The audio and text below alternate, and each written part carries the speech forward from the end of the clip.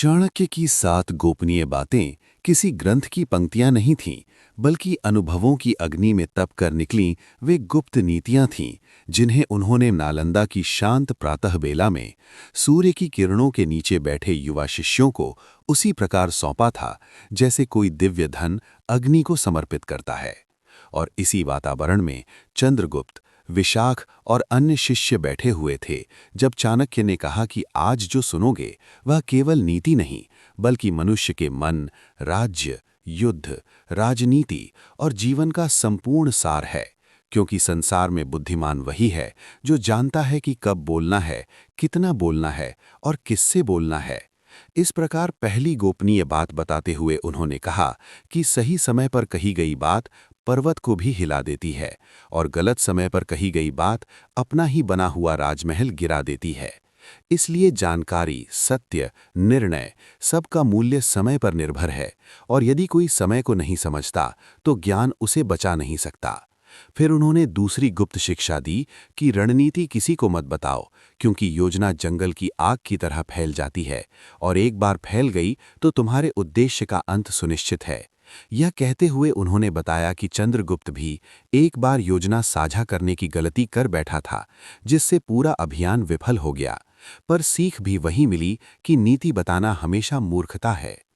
तीसरी गोपनीय बात सुनाते हुए चाणक्य ने कहा कि विश्वास एक ऐसा पुल है जिसे पार करने के बाद दूसरा व्यक्ति उसे तोड़ भी सकता है और तुम्हें पता भी नहीं चलेगा। इसलिए किसी पर आंख मूंद कर भरोसा न करो, क्योंकि राजनीति में विश्वास सबसे बड़ा जोखिम है। मनुष्य का व्यवहार क्षण में बदल जाता है, इसीलिए निर्णय हमेशा बुद्धि से लो, भाव से नहीं। फिर चौथी गोपनीय बात बताते हुए उन्होंने कहा कि कमजोरी किसी को मत बताओ, क्योंकि दुनिया तुम्हारी खुशियों से नहीं बल्कि कमजोरियों से खेलती है, और जो अपनी कमजोर जगह बता देता है वह अपने दुश्मन को शस्त्र सौंप देता है। इसलिए कमजोरी चाहे भावनात्मक हो या मानसिक, चाहे शारीरिक हो या सामरिक, उसे भीतर ही भीतर पकाकर उसे शक्ति में बदलो, पर उसे किसी के सामने मत खोलो। इसके बाद पांचवी गोपनीय बात पर आते हुए चाणक्य ने कहा कि क्रोध वह ज्वाला है जो पहले जलाने वाले को जलाती है और जिसे जलाना है उसे बाद में। इसलिए क्रोध में निर्णय लेना अपने ही हाथों अपने भविष्य को मार देने जैसा है। और यदि तुम्हारे भीतर क्रोध है तो निर्णय मत लो, पहले मन को शांत करो, क्योंकि शांत मन ही शास्त्र बनाता है और क्रोधी मन केवल विनाश। छठी गोपनीय बात में उन्होंने यह रहस्य खोला कि किसी भी बड़े लक्ष्य को पूर्णतः प्रकट मत करो, क्योंकि जब लक्ष्य खुल जाता है तो उसे रोकने वाले 100 गुना बढ़ जाते हैं। पर जब लक्ष्य छाया में रहता है तो वह वृक्ष की तरह चुपचाप बढ़ता है और एक दिन इतना विशाल हो जाता है कि दुनिया उसकी जड़ों को भी समझ नहीं पाती। उन्होंने बताया कि व्यापक योजना का केवल वह हिस्सा बताओ जो सामने वाले के काम का है। पूरा ध्येय केवल तुम्हारे मन में रहना चाहिए, क्योंकि भविष्य उसी का होता है जिसकी योजना दूसरों की आंखों में दिखाई न दे। और जब वे 7वीं गोपनीय बात पर आए तो उनके स्वर में गहरी कठोरता आ गई। उन्होंने कहा कि शत्रु को इतना स्थान न दो कि वह फिर उठ सके, क्योंकि दया का अर्थ युद्ध में जीवदान नहीं बल्कि अपने राज्य की सुरक्षा है। इसलिए जब तुम्हें अस्तित्व की रक्षा करनी हो, राष्ट्र की सुरक्षा करनी हो, परिवार का भविष्य बचाना हो, तब दया कमजोरी बन जाती है। इसलिए युद्ध हो तो निर्णायक हो और निर्णय ऐसा हो कि खतरा जड़ से समाप्त हो जाए, क्योंकि यदि खतरा जीवित है, चाहे कितना छोटा क्यों न हो, वह कल पहाड़ बनकर लौटेगा।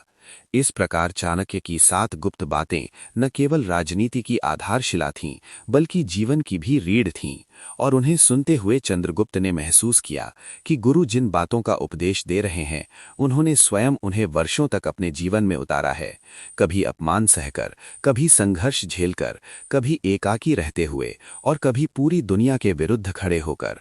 और उसी एक विशाल दीर्घ प्रवाह में जब सूर्य ऊंचा हो चुका था और हवा में एक रहस्यमयी शांति थी, तब चाणक्य ने अपने शिष्यों से कहा कि इन 7 बातों को जिसने अपनाया वह अपने भाग्य का निर्माता बन गया, जिसने नहीं अपनाया वह परिस्थितियों का खिलौना बन गया। इसलिए याद रखो, समय पर बोली बात नीति है, समय से पहले बोली बात मूर्खता। गुप्त रखी गई योजना विजय है, प्रकट की गई हार। संयमित मन साम्राज्य बनाता है, क्रोधी मन उसे तोड़ देता है। और इसी एक अविरल ज्ञान धारा के साथ चाणक्य उठे और सूर्य की ओर देखते हुए बोले कि नीतियां पर्वत की तरह स्थिर होती हैं। व्यक्ति बदलता है, राज्य बदलते हैं, युग बदलते हैं, पर जो इस ज्ञान को धारण करता है वही काल का विजेता बनता है। और यह कहकर वे शांत गति से कक्ष से बाहर चले गए, जबकि चंद्रगुप्त, विशाख और अन्य शिष्य उस एक अलौकिक, अनंत, अविराम, गहन, जीवन परिवर्तनकारी विशालकाय एकमात्र पैराग्राफ में प्रवाहित हो चुके ज्ञान को अपने भीतर उतारते रहे, जो आने वाले युगों का मार्गदर्शन बनने वाला था।